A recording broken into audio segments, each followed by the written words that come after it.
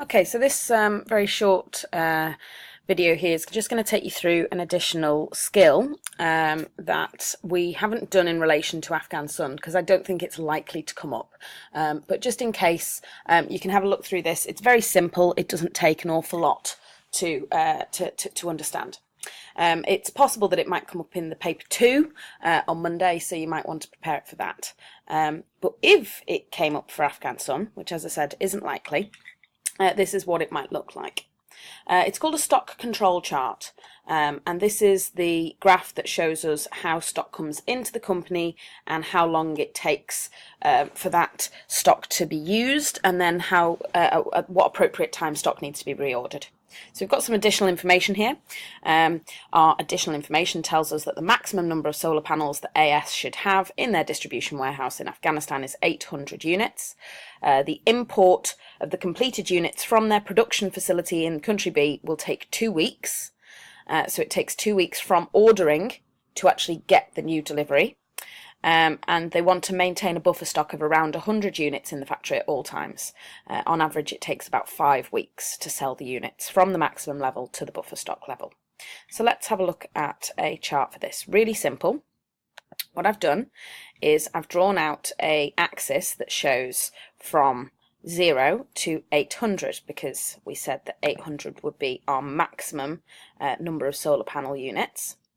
And I've chosen a duration in weeks from 1 to 15. And the reason I've chosen a duration from 1 to 15 is because I'm told on average it takes around 5 weeks to sell the units from a maximum level to the buffer stock level. If this was 3 weeks, then I would do a denomination of 3, and so same for 4 weeks, just so that I can show a series of the patterns of the stock coming in and the stock being sold. Stock coming in, stock being sold. So with a 5-week time lag, I should be able to show 3 patterns here because I've chosen 15 weeks. So the first thing I would do is I'm going to pick my straight line ruler, and I'm going to presume that at the beginning of our company here we're starting fully stocked, okay? And fully stocked, we are going to go from 800 units to 100 units in 5 weeks. And the reason I've gone from 800 to 100 is because this stock down here is called the buffer stock. So it tells me here that we want to maintain a buffer stock of around 100 units in the factory at all times.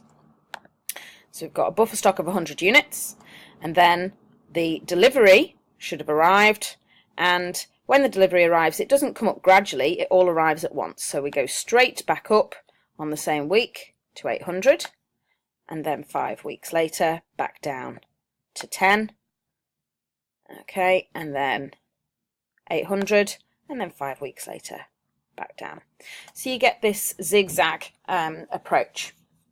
Now, the questions that you might be asked, for example, is at which point or how many units of stock would the company reorder? Where's the reorder level? So I'm just going to choose a dotted line so I can show you this slightly differently. Okay. Now, the reorder level means at what point would we have to reorder the stock? Well, if it takes on average 2 weeks for the stock to arrive and we don't want to fall below 100 units, then we're simply looking back 2 weeks from the 100 unit point. So 1 week, 2 weeks. So we have to reorder the stock when the stock is here, which as I can see is 350, 375 units. That is my reorder level. So that tells me how many weeks I then have for the new stock to arrive. So at this point, when we get down to 375 units in stock, we're going to make an order to our factory in country B, and then 2 weeks later that will arrive. Up here we call this our maximum stock. Down here we have our minimum stock level, and this space underneath is called the buffer stock. So let's just label those. Okay, so we've got max stock,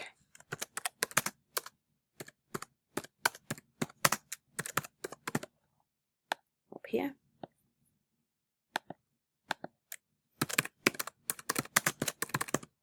reorder level,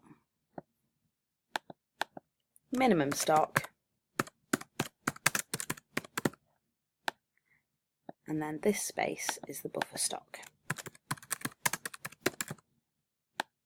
Okay. Now it's a really simple graph like so. As you can see, there's not really any maths in it, it's just reading the data off the graph and checking to see that point at which the stock would need to be reordered. So I doubt if it will come up, but just in case, that should give you the information that you require for that.